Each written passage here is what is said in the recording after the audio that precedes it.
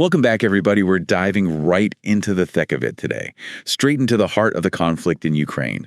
But we're going deeper than the usual headlines. You'll see why in a minute. We're taking a look at an opinion piece. It's by a Turkish journalist, Cem Karan, published on dikizite.com. Not exactly your typical Western media take on the situation. Not at all. No. This piece is pretty interesting. I think you'll agree. It really highlights the allegations of corruption. Yeah. And some political maneuvering within Ukraine. Which you don't often see. Really, a perspective we don't often hear. Karan doesn't hold back either. He's making some pretty serious accusations against the Ukrainian government. Yeah, he is. Claiming they're actually silencing political opposition using some pretty unsettling tactics. One of the most disturbing claims is the use of military conscription. Oh, wait. As a way to eliminate political rivals. Oh, basically. Karan alleges that individuals who are seen as threats to the government are being deliberately sent to the front lines. Oh, my gosh. And not only that, with little to no training and inadequate equipment, essentially, he's suggesting they're being sent there to die. So he's saying that they're basically using the war as a way to get rid of their opponents. That's what he's implying, yeah. Wow. And it gets even more disturbing. He goes on to suggest that some perceived opponents are actually being killed extrajudicially, meaning executed without any legal process. Their deaths are then falsely reported as battlefield casualties. Wow, that's a chilling thought. That's a pretty serious crime, isn't it? What would even be the motivation behind that? It is a very grave violation of human rights. Sadly, it has a long and dark history. You know, it's often used by authoritarian regimes to silence dissent. Think of the disappearances during Argentina's Dirty War or the purges under Stalin's rule. Yeah. If Karan's allegations are true, it paints a very dark picture of the state of democracy in Ukraine. So this is all just one journalist's opinion, right? Right. I mean, what kind of evidence does he offer to back up these claims? Yeah. How do we know if any of this is actually true? That's the crucial point. While his piece is certainly thought-provoking, it is important to remember these are just allegations. Allegations from a single source. We always have to look for corroborating evidence from other sources. You have to consider potential biases. Of course. And look for alternative viewpoints before drawing any firm conclusions. So it's like a puzzle. We need more pieces to see the full picture. Yeah. Speaking of pieces, we can't ignore the human cost of this conflict. The Washington Post reported 200,000 Ukrainian military deaths. Wow. In 2024 alone. Those numbers are staggering. Yeah, they are. And with such heavy losses, it's not really a surprise that Ukraine is taking some pretty drastic measures to replenish its ranks. Karan describes a new law that broadens conscription and places severe restrictions on those eligible for military service. Yeah, if you can imagine. Well, like, what kind of restrictions are we talking about? Being an 18-year-old in Ukraine right now, you can't travel abroad, you have limited access to your finances, you can't even drive. Essentially, your life is put on hold because of this conflict. Wow. Yeah. That sounds incredibly restrictive, but wouldn't any government facing an existential threat enact similar measures? That's a valid point. It's important to consider the context of the conflict and the pressure Ukraine is under. However, the question remains, at what cost? Yeah. What are the long-term social and economic ramifications of such widespread conscription, loss of life, particularly among young men? These are tough questions. Yeah. This deep dive is making me realize just how much more is going on beneath the surface. That's exactly it. We're trying to go beyond the headlines and explore these complexities, even if it means confronting uncomfortable truths. Things are definitely getting uncomfortable. Karan also delves into another controversial aspect of the conflict, the Crimean Tatar issue. Things get really fascinating here. They do. He argues that certain groups have been exploiting the historical grievances of the Crimean Tatars for their own personal and political gain. Exploiting them? You mean using their suffering for their own benefit? Yes. He claims that these groups secure funding and influence by portraying themselves as representatives of the Crimean Tatar community, essentially capitalizing on their tragic history. That's pretty messed up. You'd think people would want to genuinely help. Yeah, you'd hope so. Not take advantage of a situation like that. Unfortunately, opportunism often thrives in the shadows of conflict, and he doesn't stop there. He alleges that there's been financial manipulation involved. He claims that some individuals have even defrauded Turkish citizens and the Turkish government itself by leveraging this narrative of Crimean Tatar oppression. Wait, so you're saying there are people out there pretending to represent the Crimean Tatars and then pocketing money that was meant to help them? That's what Karan is suggesting. He even highlights a specific example. an individual named Selç Parsadan, who allegedly received significant funds from the Turkish government under false pretenses. If that's true, that's outrageous. It is. So how do we even begin to separate genuine advocacy from this kind of opportunism, especially in a situation as complex as this? It's a difficult task. It starts with asking those critical questions, like who benefits from these narratives? How transparent are these organizations claiming to represent the Crimean Tatars? Where is the money going? Right. These are all questions that need to be investigated to ensure that the resources actually reach those in need and are not siphoned off by individuals seeking personal enrichment. Yeah, this whole situation with the Crimean Tatars. It's a tangled web. It is. It's a tangled web. You've got historical grievances, geopolitical maneuvering, and now this potential exploitation. It's a lot to unpack. It is, and we're just scratching the surface here. There's another layer to this Crimean Tatar issue that Karan brings up. It really complicates the narrative we often hear in the West. Oh, I'm intrigued. Lay it on me. What's the other side of the story? Well, you might be wondering why we're spending so much time on this Crimean Tatar issue. Yeah. It's because it serves as a microcosm of the broader information war surrounding this conflict. Okay. And Karan's take on the treatment of Crimean Tatars under Russian rule challenges the common narrative of them being victims of constant oppression. Hold on. So you're saying that the Crimean Tatars might not be as oppressed as we've been led to believe? I am saying it's more nuanced than that. Okay. Karan points to a number of facts that complicate the picture. For instance, he mentions the existence of a Russian-built memorial commemorating the Crimean Tatar deportation. That does seem a bit odd. They're actively oppressing them. Exactly. He also points out that the call to prayer is allowed in Crimea. Schools offer education in the Crimean Tatar language, and a prominent mosque was recently constructed. All of this contradicts the simplified narrative of oppression that we often hear. So you mentioned the information war. Yeah. Are you suggesting that the information we're getting about the Crimean Tatars might be intentionally distorted? It's certainly possible. In any conflict, information becomes a weapon. Of course. Both sides try to control the narrative and shape public opinion. It's crucial to be aware of this and to critically evaluate all sources of information. This is getting deep. It is. So if we're not getting the full story, what's the real situation for the Crimean Tatars? Are they victims? Or is there something else going on here? That's the million-dollar question, and it's one that we need to explore further. I'm definitely ready to dive deeper. What else does Karan have to say about this? Well, he brings up another interesting point. He mentions that some Crimean Tatar representatives are now calling for a change in approach. A change in approach? What does that mean exactly? It suggests that there's a potential disconnect between the experiences and aspirations of Crimean Tatars on the ground and the narratives being propagated by certain groups claiming to represent them. That's a really interesting point. It's like their voices are being drowned out by others who claim to be speaking for them. Exactly. How do we make sure we're hearing the real stories, not just the ones that fit a particular agenda? That's the challenge, and it's one we'll continue to grapple with as we delve deeper into this issue. It seems like with the Crimean Tatars, there's a whole lot more to the story than we typically see in the news.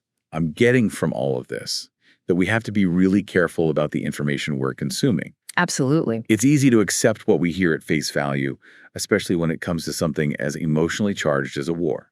This entire deep dive is a prime example of how important critical thinking is. We can't just blindly accept any single narrative. We need to examine information from multiple sources, consider different perspectives, and be aware of potential biases.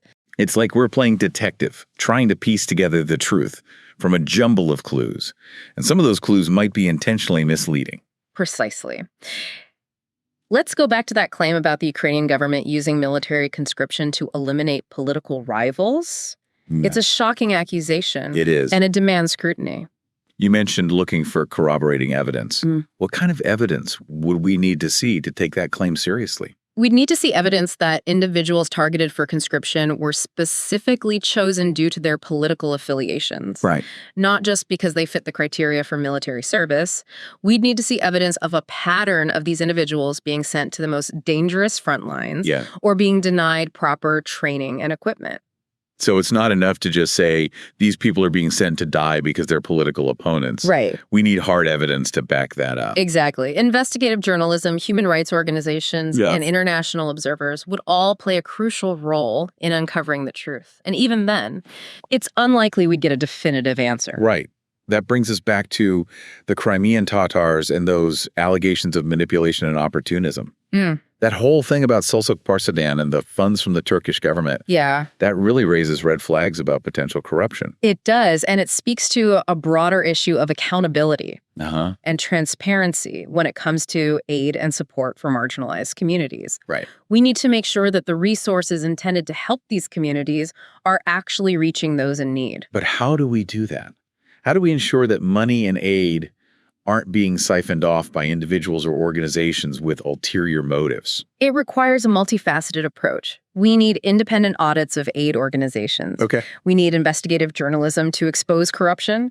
And we need to empower local communities to hold these organizations accountable. You mentioned earlier that the Crimean Tatar issue is like a microcosm of the broader information war surrounding this conflict. Can you elaborate on that? Certainly. The way information is presented and framed about the Crimean Tatars, both by pro-Ukrainian and pro-Russian sources, reflects the larger battle for hearts and minds that's happening in this conflict. Each side wants to control the narrative and portray themselves in the best possible light, of course, often at the expense of accuracy and nuance. So how do we as individuals navigate this information war? How do we separate fact from fiction and develop a more balanced understanding of what's really going on? It's a skill that we all need to develop in this age of information overload. First and foremost, we need to be aware of our own biases. Okay. We all come to these issues with preconceived notions and beliefs, and it's important to acknowledge those. So you're saying we need to be aware of our own filters and how they might be shaping our perception of the information we're receiving. Exactly. We also need to diversify our sources of information. Don't just rely on one news outlet or one social media feed. Seek out perspectives from different sides of the political spectrum and from different countries. That makes sense. The more perspectives we expose ourselves to, the better equipped we are to form our own informed opinions. Right. And don't just read the headlines. Right. Dig deeper. Look for evidence. Yeah. Analyze arguments. Okay. And consider the source of the information. Right. Who's funding this research? What are their motivations? It's almost like we need to become amateur detectives, constantly questioning and evaluating the information we come across. In a way, yes. Because in this information war, we're all on the front lines. And the stakes are high. Yeah. Misinformation can have real-world consequences, shaping public opinion, influencing policy decisions, and even fueling violence. Exactly. Yep. The Crimean Tatar situation is a case in point. The narrative surrounding their treatment under Russian rule, both the claims of oppression and the evidence of cultural preservation, are being used to justify political actions and to demonize or legitimize different actors in this conflict. It's like their story, their experiences are being weaponized in this information war. That's a powerful way to put it. And it underscores the importance of listening to the voices of those most affected by the conflict. We need to hear from the Crimean Tatars themselves. What are their concerns? What are their aspirations? Right. How do they view the actions of both the Ukrainian and Russian governments? That's something we haven't really touched on yet. No, we haven't. We've been talking about the narrative surrounding the Crimean Tatars, but we haven't really heard their voices directly. That's a crucial point. It's easy to get caught up in the geopolitical maneuvering and the accusations and counter-accusations, but we need to remember that there are real people at the heart of this conflict. Yes. People whose lives have been upended, whose families have been torn apart, whose futures are uncertain. And their voices are the ones that matter most. Absolutely. So as we continue to explore this complex situation, let's make a conscious effort to seek out those voices and to listen with empathy and understanding. You mentioned earlier that the Crimean Tatars have a long and tragic history of persecution and displacement. I think it would be helpful for our listeners to understand that historical context. Definitely. Before we go any further. You're absolutely right. To understand the present, we need to look to the past. The Crimean Tatars have endured centuries of hardship and injustice. Knowing their history is crucial for understanding their current situation and the complexities they face today. So, the Crimean Tatars, their story begins centuries ago, back in the 13th century. When the Golden Horde, a Mongol Khanate, swept across Eastern Europe, they established a powerful presence in Crimea. Right, the Golden Horde. Now, over time, this Crimean Khanate embraced Islam and became a major center of trade and culture in the Black Sea region. I see. But their independence was relatively short-lived. Oh. In the late 18th century, Catherine the Great of Russia annexed Crimea, bringing it under Russian control. This marked the beginning of a long and tumultuous period for the Crimean Tatars. A long and tumultuous period. It was. So what happened next? Well, there were attempts at Russification, efforts to suppress Crimean Tatar culture and identity. So trying to force them to be more Russian. Exactly. And did it work? Well, there was resistance, of course. Yeah. But the Crimean Tatars faced discrimination, land seizures, and political marginalization. I see. Now, one of the most horrific chapters in their history occurred during World War II. Yeah. In 1944, Stalin accused the Crimean Tatars of collaborating with the Nazis and ordered their mass deportation from Crimea. Deportation? Where did they send them? They were forcibly relocated to Central Asia, primarily to Uzbekistan. Wow. Often in cattle cars under inhumane conditions. Oh my gosh. Thousands died during the journey and in the harsh conditions of exile. Their homes and lands were confiscated, and their culture and language were suppressed. That's heartbreaking. It was a devastating blow to the Crimean Tatar community, and the effects of this trauma are still felt today. Wow, so this deportation happened in 1944. What happened after that? Did they ever get to go back to Crimea? Well, it wasn't until the late 1980s, under Gorbachev's perestroika and glasnost policies, that the Crimean Tatars were allowed to return to their homeland. It took that long. It did. And even then, their return was fraught with challenges. Yeah. They faced discrimination, struggled to reclaim their lands, and had to rebuild their lives from scratch. I can't even imagine what that must have been like. Imagine returning to the place you were forced to flee decades ago, only to find your home gone, your community scattered, and your culture nearly erased. That's the reality that many Crimean Tatars face. That's so much to overcome. It's really a testament to their resilience that they were able to rebuild their lives. It is. But their struggles are far from over. Right. I mean, we've been talking about these contrasting narratives about their treatment under Russian rule. Exactly. The claims of oppression, the evidence of cultural preservation. It's all very complicated. It is, and it's important to remember that the Crimean Tatar community is not monolithic. Yeah. There are diverse viewpoints within the community. Some Crimean Tatars support Russia. Right. Some oppose it. Some advocate for greater autonomy for Crimea. It's like any community, there's going to be a range of opinions and beliefs. Exactly. And to understand the complexities of the Crimean Tatar issue, we need to listen to those diverse voices. We need to understand their individual experiences. Yeah, I'm starting to realize that the more we delve into this, the more we realize that there are no easy answers. They're really hard. It's not just black and white. It's a tapestry of perspectives and experiences. This deep dive has really been an eye-opener for me. Same here. It's forced us to confront our own biases. Right. To question what we thought we knew. Yeah. And to dig deeper into the complexities of this conflict. So as we wrap up, Yeah. I'm curious, what are your final thoughts on all this? Where do we go from here? Well, I think the biggest takeaway for me is the importance of humility. Humility. We have to acknowledge that we don't have all the answers. Right. We need to be open to learning, Yeah. to listen, and to challenging our own assumptions. It's easy to get caught up in the emotional rhetoric, It is. especially in a situation as charged as this one. But it's crucial that we approach these issues with a critical and open mind. If we want to truly understand the conflict in Ukraine and the Crimean Tatar issue within it, Yeah. we have to move beyond the simplified narratives and embrace the messiness of reality. I think that's a really powerful message. I think so too. Embracing the messiness of reality. Yeah. It's a reminder that there's always more to the story than we see on the surface. Always.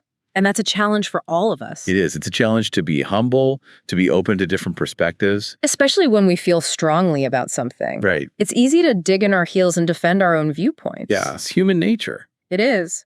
But if we want to make progress, Yeah. if we want to find solutions to these complex problems, Yeah.